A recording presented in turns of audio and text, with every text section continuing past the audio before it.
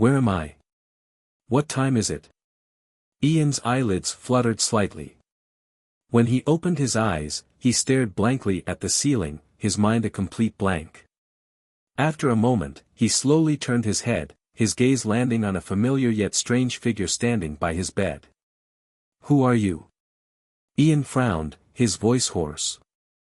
Lucas, standing by the bed, looked up, a mixture of joy and anxiousness flashing in his eyes.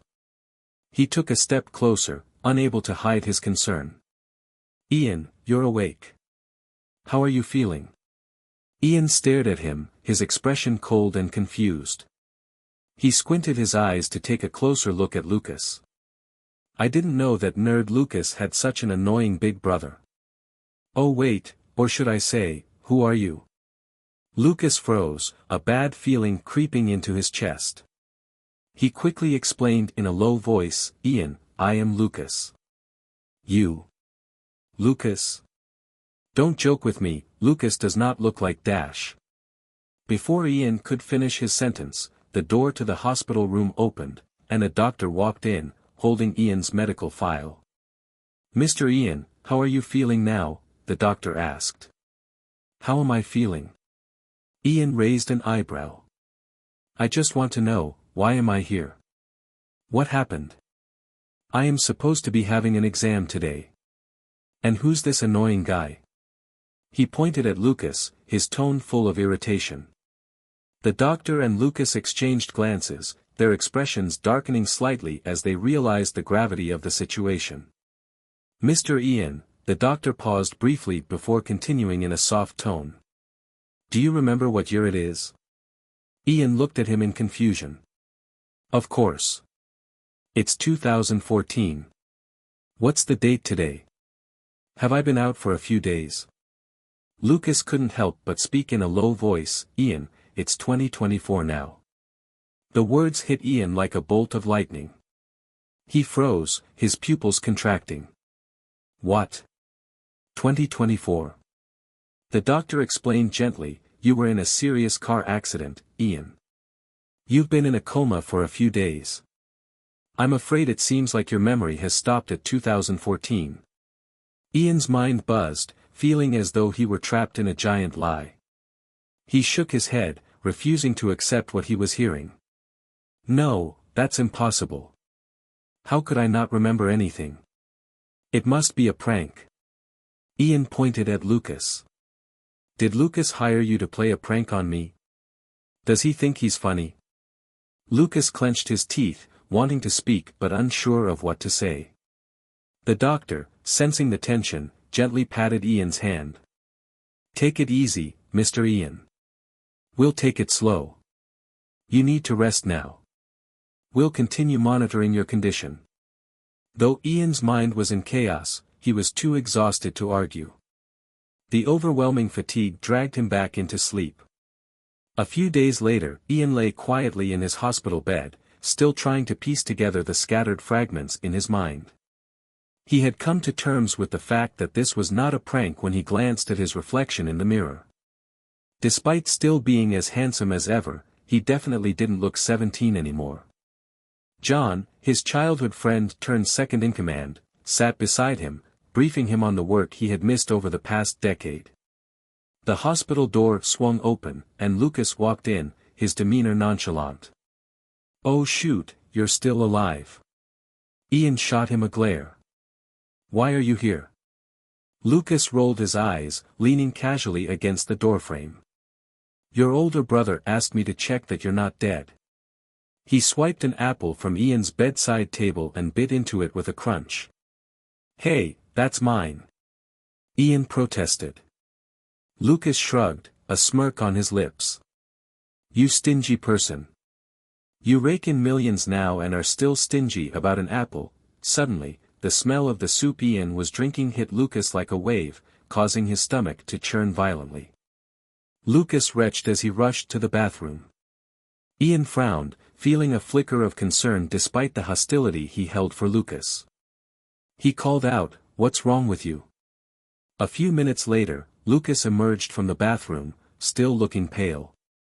Sorry, the sight of you made me puke, Lucas said, his voice shaky. Ian scoffed. You little. John, Ian's secretary, took a look at Lucas' pale face and frowned. He knew how tired Lucas was these days trying to take care of both his own company and Ian's company. Lucas, you don't look well. You should see a doctor and take some rest. Ian raised an eyebrow at John. Since when do you care so much about him? John opened his mouth to respond, but Lucas waved him off, his tone calm. I'm fine. Just a little tired. But mostly, the sight of Ian made me nauseous. Lucas walked toward the door, casting one last glance at Ian. I better leave now before I puke again from looking at your face. Once he was out the door, Lucas leaned against the wall, breathing heavily as the tension of the past few days washed over him. It had taken a toll on him, mentally and physically. Nights without Ian had felt endlessly long. The house echoed with silence, the absence of Ian leaving a gaping void. Each room held memories that tugged at his heart, reminding him of the warmth that had once filled their home. A few minutes later, John exited Ian's room, carrying the empty lunch containers. The lingering smell wafting from them made Lucas's stomach churn again. Are you sure you're okay? John asked, concern etched on his face. Lucas sighed, the tough facade he had put up in front of Ian crumbling away. I don't know, he admitted, his voice softer, tinged with exhaustion. The hard lines on his face faded, revealing the fatigue that had settled in his bones. John remembered the conversation he had with Lucas when they first discovered Ian had lost his memories. The moment Lucas realized something was amiss, he immediately called John. He knew how close John had always been to Ian, especially since they were children. After speaking with Ian, Lucas asked John, he currently believes we are rivals, correct? His tone was cool, but the heaviness behind his words was unmistakable. John nodded, his expression serious.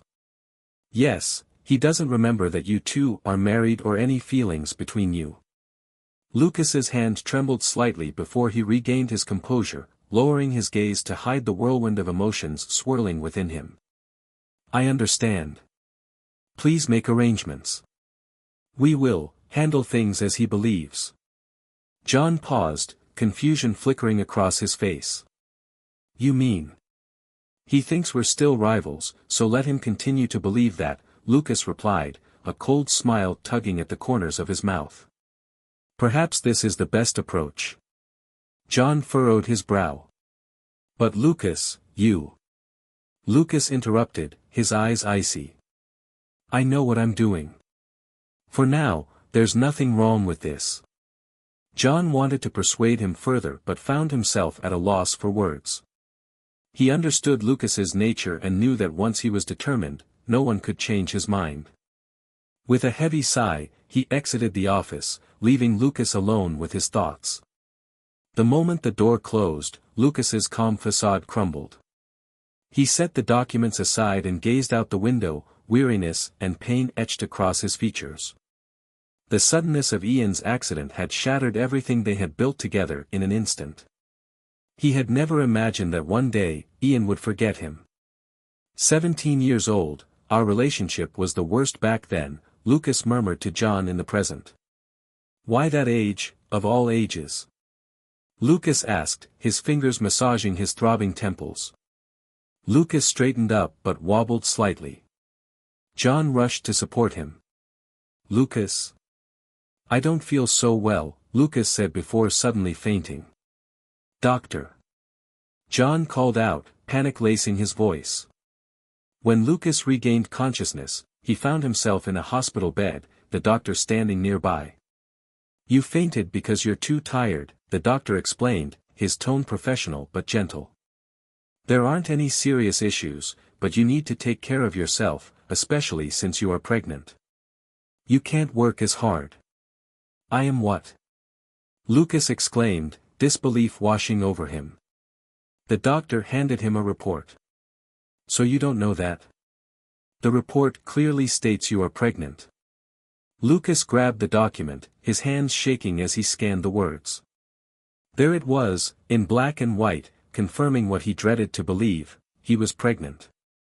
Under normal circumstances, he would have felt joy, Ian would have been ecstatic at the prospect of becoming a father. But now, the reality was different. Here he was, pregnant with Ian's child, yet Ian no longer even remembered that they were ever in love.